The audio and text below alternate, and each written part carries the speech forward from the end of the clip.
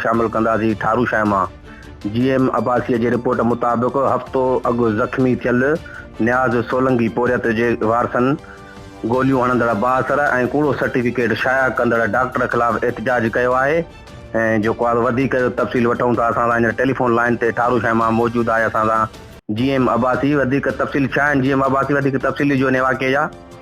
जी बिल्कुल, ठारूशाह ward number 2 जे रिवासनि मुनवर सोलंकी, सजाद सोलंकी, मुला बख्श, रशीद उजण, शाह जामरी, वज़ीर सुमरो ऐं ॿियनि प्रेस क्लब पहुची हथनि में प्ले कार्ड खणी हमलावर गिरफ़्तार कयो। तहफ़्फ़ुज़ जो रिश्वत एवज़ सर्टिफिकेट पटाइण जा नारा हणंदे एहतजाज कंदे साईंदे चयो त 12 ॾींहं अॻु मुल्क जे तकरार तां भाउसर इम्तियाज़ शाह, संदसि पुटु अली शाह, ज़ाहिद शाह ऐं ज़िले नौशहर फ़िरोज़ जो जो गुरबल वारी फरीद हुजण उन जे साथियुनि पारां सरेआम पोरियत नियाज़ गोलियूं हणी ज़ख़्मी करे छॾियो हुयो, जंहिंजो केस ठारूशाह थाणे ते दाख़िल करायो हुयो।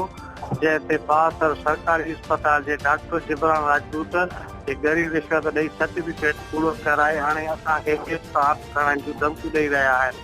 हिननि चयो त ठारूशाह पुलिस बासर सां मिट हुअण करे हिननि ख़िलाफ़ का बि कार्रवाई करण लाइ तयारु न आहे। हिननि IG Sindh, district health officer Naushahro Feroze ऐं ॿियनि वसवारनि खां मुतालबो कंदे चयो आहे त फौरी तौर कूड़ो सर्टिफिकेट ॾींदड़ डॉक्टर ऐं हमलावर बासरनि ख़िलाफ़ कार्रवाई करे इंसाफ़ कयो वञे। ॿी सूरत में सख़्त एहतिजाज कयो वेंदो।